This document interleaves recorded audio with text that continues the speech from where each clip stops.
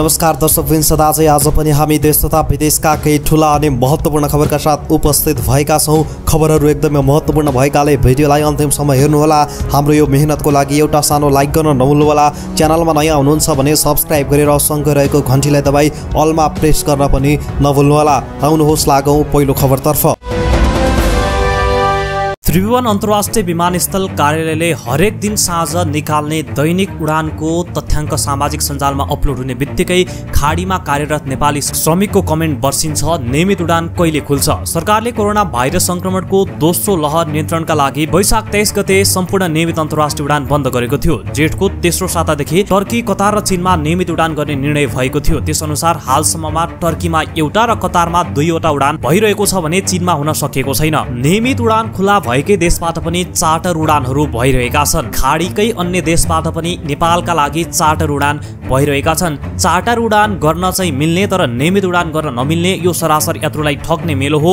वैदेशिक रोजगारीका लागि युएई जान कुरिरहेका विराटनगरका रमेश खनाल भन्दछन्। नागरिक उड्डयन प्राधिकरणको तालिका अनुसार जुन महिनामा कतार एयरलाइन्सले 3वटा र टर्किस एयरलाइन्सले 2वटा चार्टर उडान गर्ने पक्का भइसकेको छ।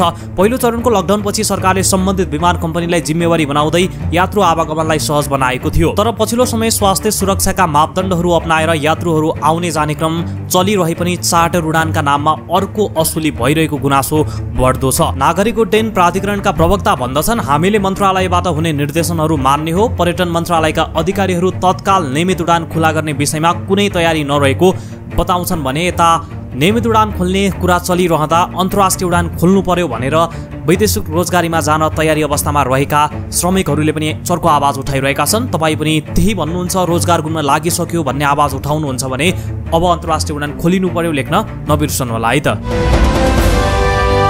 आजको प्रश्न छ, नेपालमा कोरोना भाइरस कम गर्ने भन्दै निषेधाज्ञा लागू भएको करिब 1.5 महिना पूरा भइसकेको छ। यस्तो अवस्थामा अझै पनि निषेधाज्ञा जारी छ। तपाईँ सरकारलाई के भन्नुहुन्छ? खाना लाउन गाह्रो भइसक्यो, अब त लकडाउन खोल्नु पर्यो नि, जनजीवन सामान्य बनाउनु पर्छ भन्नुहुन्छ भने नो मोर लकडाउन, कोठाबाट छुट साथै बैंकको ऋण बिना लेख्न नबिर्सनु होला। होइन, लकडाउन त गर्नै पर्छ नि, जनताकै लागि सरकारले लकडाउन गरेको, तर केही राहत चाहिँ दिनुपर्छ है भन्नुहुन्छ भने हो लकडाउन गर्नुपर्छ लेख्न नबिर्सनु होला है त। यसपालि असारको पहिलो दिनमै देशका विभिन्न स्थानमा बाढी पहिरोले भौतिक र मानवीय क्षति पुर्याएको छ। मनसुन सुरु भएसँगै लगातार परेको पानीले सिन्धुपाल्चोकदेखि बाजुरासम्म बाढी पहिरो आएको छ। गृह मन्त्रालय अन्तर्गतको राष्ट्रिय आपतकालीन कार्य सञ्चालन केन्द्रका अनुसार अहिलेसम्म बाजुरामा 2 जना बगेर बेपत्ता भएका छन्। गोर्खामा 1 जनालाई खोलाले बगाएको छ। सिन्धुपाल्चोकका प्रमुख जिल्ला अधिकारी अरुण पोखरेलले दिएको जानकारी अनुसार हेलम्बु गाउँपालिकामा मंगलबार साँझ आएको बाढीमा परि 7 जनाको मृत्यु भएको पुष्टि छ र त्यहाँ केही मानिसहरू बेपत्ता भएका छन्। सिन्धुपाल्चोकको मेलम्चीमा आएको बाढीले बजारमा क्षति पुर्याएको छ। तपाईलाई हामीले हेलिकप्टरबाट कैद गरिएको भिडियो देखाइरहेका छौं। त्यसैगरी लमजुङको दोर्खी खोलामा मंगलबार साँझ आएको बाढीले हिले बजारमा 13 घर बगाएको छ। लमजुङका प्रमुख जिल्ला अधिकारी होम प्रसाद लुइटेलले हिले बजारमा स्थानीयको उद्धारमा इन्सपेक्टरको नेतृत्वमा प्रहरी टोली खटाएको बताएका छन्। मनाङमा पनि मर्साङदी नदी थुनिएको छ। बुधबार बिहानै पहिरो झरेर नदी थुनिएको मनाङका प्रमुख जिल्ला अधिकारी विष्णु लामिसानेले जानकारी दिएका छन्। नदी थुनिएपछि चामे र ताल गाउँपालिका लगायत तल्लो तटीय क्षेत्रमा झन जोखिम बढेको सिडिओले बताएका छन्। राष्ट्रिय आपतकालीन कार्य सञ्चालन केन्द्रका प्रमुख दिलकुमार तामाङका अनुसार बाढी पहिरोले मनाङको चामे र ताला गाउँमा 500 जना मानिस विस्थापित भएका छन्। अविरल वर्षासँगै आएको पहिरोले ठाउँ ठाउँमा सडक अवरुद्ध भएको छ। सिन्धुपाल्चोक घटनास्थलमा सभामुख अग्निप्रसाद सापकोटा पुगेका छन्। उनले बाढी पहिरोबाट भएको क्षति अवलोकन र राहत तथा उद्धारका लागि पहल गरिरहेका छन्। लोकसेवा आयोगले रोकिएका परीक्षा गर्नका लागि तयारी अवस्थामा रहन मातहतका कार्यालयलाई निर्देशन दिएको छ। लोकसेवा आयोगको 71औं वार्षिक उत्सवका अवसरमा आयोजित भर्चुअल बैठकबाट यस्तो निर्देशन दिएको हो। लोकसेवा आयोगका सचिव महेन्द्र प्रसाद गुरागाईले मातहतका कार्यालय प्रमुखलाई कोरोना कोभिड-19 संक्रमणको दर कम भए लगतै रोकिएका परीक्षा सञ्चालन गर्नका लागि तयारी अवस्थामा रहन निर्देशन दिएका हुन्। उनले रोकिएका परीक्षा छिटो सक्नका लागि 2-3 शिफ्टमा पनि काम गर्नुपर्ने भएकाले आवश्यक सामग्री र जनशक्ति चुस्त दुरुस्त रूपमा राख्नका लागि निर्देशन दिए। कोभिडको अवस्थामा परीक्षा सञ्चालन सम्बन्धी मापदण्ड अनुसार रोकिएका परीक्षा सञ्चालनको तयारी गर्न निर्देशन दिएको हो। आयोगले यसअघि पनि मापदण्ड अनुसार नै केही परीक्षा सञ्चालन गरेको थियो। रोकिएका परीक्षाको सञ्चालनका तयारीमा लाग्न लोकसेवा आयोगले निर्देशन दिएको छ।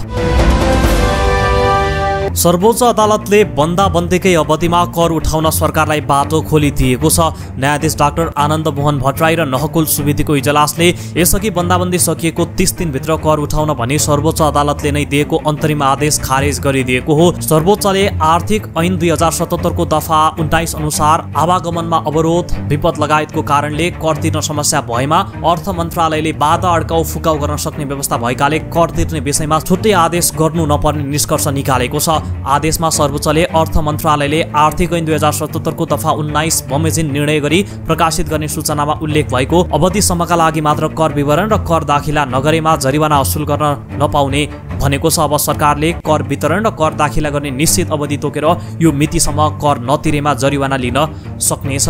सरकारलाई बन्दाबन्दीकै अवस्थामा पनि कर उठाउने बाटो खुल्ला भएको छ। स्वास्थ्य मन्त्रालयले मुलुकको 20% जनसङ्ख्यालाई पुग्ने गरी खोप खरिद गर्न मन्त्री परिषदमा प्रस्ताव पेश गरेको छ। चीनको सिनोफार्म कम्पनीसँग नन डिस्क्लोजर सहमति अनुसार खोप खरिद गर्ने प्रक्रिया सुरु गर्नका लागि मन्त्रालयले उक्त प्रस्ताव गरेको हो। स्वास्थ्य मन्त्रालयका प्रमुख निर्देशक डाक्टर रोशन पोखरेलले 20% जनसङ्ख्यालाई पुग्ने गरी खोप खरिद गर्न मन्त्रालयले प्रस्ताव पेश गरेको बताए। उक्त प्रस्ताव मन्त्री परिषदमा छलफल रहेको र अनुमोदनको तयारीमा रहेको उनले जनाएका छन्। खोपको मात्रा र मूल्यबारे मन्त्रालयले खुलाएको छैन। चीनको सिनोफार्म कम्पनीले नेपालसँग खोप खरिद प्रक्रियाका लागि नन डिस्क्लोज खरिद सहमतिको प्रस्ताव गरेको थियो। उक्त प्रस्ताव अन्तर्गत रहेर मन्त्रालयले मन्त्री परिषद माझ अनुमोदनका लागि सो प्रस्ताव गरेको हो। खोप प्रक्रिया चाहिँ आगामी 1 सातामा पूरा हुने जानकारी प्रमुख विशेषज्ञ डाक्टर पोखरेलले जानकारी दिएका छन्। मनसुन सुरु भएसँगै बाढी पहिरोका घटना बढ्न थालेका छन्। आइतबारदेखिको झरीले देशका धेरै नदी नालामा बाढी आएको छ। अझै केही दिन ठूलो पानी पर्ने सम्भावना भएकाले बाढीको जोखिम अझै बढ्ने मौसमविदले बताएका छन्। बाढी पहिरोबाट हुने जनधनको क्षति रोक्न पूर्व सूचना प्रणालीलाई व्यवस्थित गरिएको राष्ट्रिय विपद जोखिम न्यूनीकरण तथा व्यवस्थापन प्राधिकरणले जनाएको छ। प्राधिकरणका अनुसार वर्षा र बाढी पहिरोको बारेमा जानकारी थाहा पाउन 1155 नम्बरमा फोन गर्न सकिन्छ। त्यस्तै 1149 नम्बरमा फोन गरेर उद्धारको लागि सहायता माग्न सकिन्छ। यस वर्ष बाढी तथा पहिरो दुवैको पूर्वानुमान गर्न सकिने गरी प्रणालीको विकास गरिएको प्राधिकरणले जनाएको छ। त्यस्तै प्राधिकरणका अनुसार कञ्चनपुर, कैलाली, बाँके, दाङ, रौतहट, चिराहा, सप्तरी, पर्सा, मोरङ, चितवन लगायतका अधिकांश जिल्लामा बाढी तथा डुबानको जोखिम रहेको छ। गृहमन्त्री खगराज अधिकारीले निर्धारित समयमा निर्वाचन गराउनको लागि गृह मन्त्रालय तयारी अवस्थामा रहेको बताएका छन्। गृहमन्त्री अधिकारीले सञ्चारकर्मीसँग कुरा गर्दै निर्धारित मितिमा निर्वाचन गराउनका लागि आवश्यक तयारी गरिसकेको बताएका हुन्। आवश्यक सम्पूर्ण तयारी पूरा भएकाले चुनाव गर्नका लागि रोकिनुपर्ने कुनै कारण नभएको उनको भनाइ छ। 2 चरणमा चुनाव गर्ने भनेको छ। त्यसमा कुन कुन जिल्ला वा निर्वाचन क्षेत्र कसरी गर्ने समेतको खाका बनाइसकेका छौँ। मन्त्री अधिकारीले भने अब हामीले तोकिएको मितिमा चुनाव गर्न केही समस्या छैन। निर्धारित मितिमा चुनाव गराउन गृह मन्त्रालय तयार रहेको गृहमन्त्री खगराज अधिकारीले बताएका छन्। प्रतिपक्षी दल नेपाली कांग्रेस र माओवादी केन्द्रले उद्धार र राहतको काममा लाग्न सरकारलाई आग्रह गरेको छ। नेपाली कांग्रेसले सिन्धुपाल्चोक, मनाङ, मुस्ताङ, कास्की, गोर्खा लगायतका विभिन्न जिल्लामा बाढी पहिरोले जनधनको क्षति गरेको घटनाप्रति ध्यान आकर्षण गराउँदै प्रभावित क्षेत्रमा उद्धार र राहतको काम गर्न सरकारलाई आग्रह गरेको हो। सभापति शेरबहादुर देउवाले विज्ञप्ति निकालेर तीनैवटै तहका सरकारलाई समन्वयन र व्यवस्थित योजना साथ आवश्यक सम्पूर्ण तयारी गर्न अपिल समेत गर्नुभएको छ। त्यस्तै माओवादी केन्द्रका अध्यक्ष पुष्पकमल दाहाल प्रचण्डले पनि तत्काल राहत र उद्धार कार्यमा जुट्न सरकारलाई आग्रह गर्नुभएको छ। भारतमा कोरोना भाइरस कोभिड-19 को डेल्टा भेरिएन्टको म्युटेसन देखिएको छ। भारतले औपचारिक रूपमा डेल्टा भेरिएन्टको म्युटेसन B16172 फेला परेको बताएको हो। डेल्टा भेरिएन्ट सबैभन्दा पहिला भारतमा भेटिएको थियो। कोभिड-19 खोप अभियानको विषयमा बनाइएको विशेषज्ञ समूहका प्रमुख भिके पालले भने कोरोना भेरिएन्टको नयाँ म्युटेसन देखिएको छ, तर अहिले नै चिन्ता लिनुपर्ने कुनै कारण छैन। हामीलाई यस विषयमा धेरै जानकारी छैन। अहिले यस विषयमा हामीले अध्ययन गरिरहेका छौँ। भारतमा यसको संक्रमणको विषयमा पनि अध्ययन भइरहेको छ। डाक्टर पालले भने म्युटेसन एक जैविक तथ्य हो। हामी रोकथामको लागि आवश्यक सतर्कता पालना गर्नुपर्छ। हामीले यो रोगलाई फैलिने अवसर दिनु हुँदैन। जानकारहरूले नयाँ भेरिएन्ट कति संक्रामक छ भन्ने कुरा निकै महत्त्वपूर्ण रहेको बताएका छन्। भारतमा डेल्टा भेरिएन्टको म्युटेसन भेटिएको छ। मनसुनी वायुको प्रभावले देशभरको मौसम बदलिरहेको छ। जल तथा मौसम विज्ञान विभागको मौसम पूर्वानुमान महाशाखाका अनुसार देशका अधिकांश स्थानमा चट्याङसहित वर्षाको सम्भावना रहेको छ। कर्णाली, गण्डकी, लुम्बिनी र बागमती प्रदेशका केही भूभागमा भीषण वर्षा र थोरै स्थानमा त्योभन्दा पनि बढी वर्षा हुने सम्भावना रहेको मौसम पूर्वानुमान महाशाखाले जनाएको छ। भीषण वर्षाका कारण ती स्थानको पहाडी भूभागमा पहिरो तथा पहिरोको जोखिम रहेको र नदीनाला र खहरे खोलाहरूमा पानीको सतह बढ्न सक्ने भएकाले सतर्कता अपनाउन आग्रह गरिएको छ। देशभर मनसुनी वायु सक्रिय भएको छ। 3 दिन भीषण वर्षाको सम्भावना रहेको मौसम पूर्वानुमान महाशाखाले अनुमान गरेको छ। पूर्व प्रधानमन्त्री एवं नेकपा एमालेका वरिष्ठ नेता झलनाथ खनाललाई थप उपचारका लागि नयाँ दिल्ली लगिएको छ। खनालको उपचार दिल्लीको एपोलो अस्पतालमा हुनेछ। जेठ 31 गते स्वास्थ्यमा अचानक समस्या आएपछि नेता खनाललाई नर्भिक अस्पतालमा भर्ना गरिएको थियो। उच्च ज्वरो र रगतमा हेमोग्लोबिनको मात्रा कम भएपछि खनाललाई नर्भिकमा भर्ना गरेर उपचार गरिएको थियो। खनाललाई प्रोस्टेट ग्रन्थि र मृगौला सम्बन्धी समस्या देखिएको छ। यसैबीच दिल्ली जानुअघि नेकपा एमालेका वरिष्ठ नेता झलनाथ खनालले पार्टीलाई एकताबद्ध बनाउन सचिव ईश्वर पोखरेललाई आग्रह गर्नु भएको छ।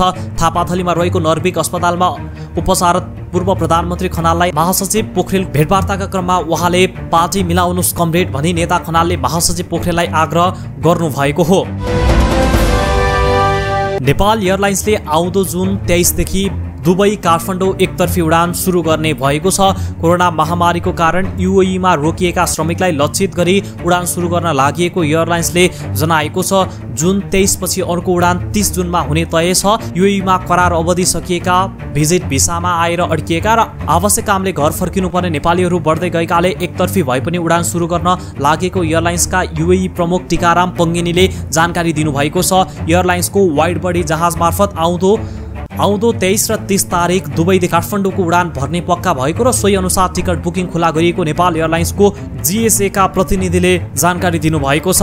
युएईबाट काठमाडौँका लागि सातामा 2 उडान भए पनि जहाजले नेपालबाट भने यात्रु ल्याउन पाउने छैन। युएईले लगाएको प्रतिबन्धका कारण जहाज नेपालबाट रित्तै युएई आउनेछ। फुडको सङ्घारमा पुगेको नेकपा एमाले भित्रका दुवै पक्ष केही नरम बन्दै गइरहेका छन्। एक अर्का विरुद्ध आरोप प्रत्यारोप गर्दै लगभग अलग हुने अवस्थामा पुगेका अध्यक्ष केपी शर्मा ओली पक्ष र माधव नेपाल झलनाथ खनाल पक्षबीच एकताको लागि नेताहरूले पहल गरिरहेका छन्। माधव नेपाल पक्षकै माग अनुसार प्रधानमन्त्री अध्यक्ष ओली 2075 साल जेठ 2 गते अघिकै स्थायी कमिटीलाई मान्यता दिँदै बैठक बोलाउन सहमत हुनुभएको छ। लामो समयदेखि आफ्ना पक्षका बैठक बसिरहेका संयुक्त स्थायी कमिटीको बैठकको तयारी भएको ओली पक्षका नेता तथा एमालेका प्रवक्ता प्रदीप गेवालीले जानकारी दिनुभयो। बैठक ठ्याक्कै कहिले बस्छ भन्ने टुङ्गो नलागे पनि दुवै पक्षका नेताहरूबीच कुराकानी भइरहेकाले 1-2 दिन भित्रै बस्न सक्ने गेवालीको भनाइ छ। भोलि बराबरको अवस्था अहिले सामान्यतर्फ गइरहेकाले सहमति भएर पार्टी एकता हुन्छ भन्नेमा आश पलाएको माधव नेपाल पक्षका एक नेताले बताएका छन्। अध्यक्ष केपी शर्मा ओलीले एमालेको 9औं महाधिवेशनबाट आएको नेतृत्व खारेज गरेर विभिन्न संगठनमा नयाँ व्यक्ति मनोनित गर्नुभएको छ। माधव नेपाल समूहले यसलाई कुनै हालतमा नमान्ने बताइरहेको छ। गृह मन्त्रालयमा बसेको विपद व्यवस्थापन कार्यकारी समितिको बैठकले मनसुन पूर्व तयारी र प्रक्रिया कार्ययोजना पारित गरेको छ। साथै विपद व्यवस्थापन स्वयंसेवक ब्युरो गठन तथा परिचालन कार्यविधि, प्रारम्भिक द्रुत लेखाजोखा कार्यविधि, गैर सरकारी संस्था परिचालन सम्बन्धी कार्यविधि र आगलागी तथा डडेलोबाट क्षति भएका निजी आवास पुनर्निर्माण सम्बन्धी कार्यविधि पारित भएको हो। गृहमन्त्री खगराज अधिकारीको अध्यक्षतामा उनले बाढी पहिरोको जोखिम बढेकोले तत्काल राहत र उद्धारमा खटिन मातहतका निकायलाई निर्देशन दिएको राष्ट्रिय विपद जोखिम न्यूनीकरण तथा व्यवस्थापन समितिका प्रमुख अनिल पोखरेलले बताएका छन्। सिन्धुपाल्चोक सहितका बाढी पहिरो प्रभावित क्षेत्रको अवस्था विश्लेषण गरेर तत्काल उद्धार तथा राहतमा तथा उपचारमा जुट्न सुरक्षा निकायलाई निर्देशन दिएको छ। भारतमा कोरोना भाइरसबाट दैनिक संक्रमित भएकाहरूको संख्यामा कमी हुँदै आएको छ। सरकारी अधिकारीले दिएको जानकारी अनुसार पछिल्लो 24 घण्टामा भारतमा 62,224 जना कोरोना भाइरसबाट थप संक्रमित भएका छन्। यो संख्या अघिल्ला दिनहरूको भन्दा कम हुँदै आएको हो। केन्द्रीय स्वास्थ्य तथा परिवार कल्याण मन्त्रालयले 3.22% को दरले संक्रमण घटेको जनाएको छ। पछिल्लो 9 दिन यता औसतमा 9% दरले संक्रमितको संख्या कमी हुँदै आएको मन्त्रालयका अधिकारीले जनाएका छन्। त्यसैगरी सक्रिय अवस्थामा रहेका संक्रमितहरूको संख्या पनि घट्दै गएर अहिले 8,65,432 रहेको छ। सक्रिय संक्रमितको संख्या घटेर 70 दिनपछि अहिले पहिलो पटक 9 लाख भन्दा कम भएको अधिकारीहरूले जानकारी दिएका छन्। मन्त्रालयले सार्वजनिक गरेको तथ्याङ्क अनुसार भारतमा कोरोना भाइरसबाट संक्रमण मुक्त भएकाहरूको दर 95.80 रहेको छ। स्थानीय बजारमा सुनको मूल्य घटेको छ। मंगलबार स्थिर रहेको सुनको मूल्य आज प्रति तोला 93,100 रुपैयाँ कायम भएको छ।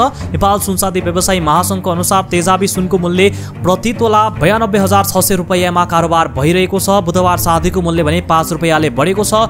चाँदी प्रति तोला आज 1360 रुपैयाँमा खरिद बिक्री भइरहेको महासंघले जनाएको छ। दर्शकबिन, यिनी थिए आजका केही ठूला अनि महत्त्वपूर्ण खबरहरू। भोलि समयमा पुनः मुख्य समाचारका साथ फेरि पनि उपस्थित हुनेछौँ। आजको लागि हामीलाई बिदा दिनुहोस्। हस्त नमस्ते।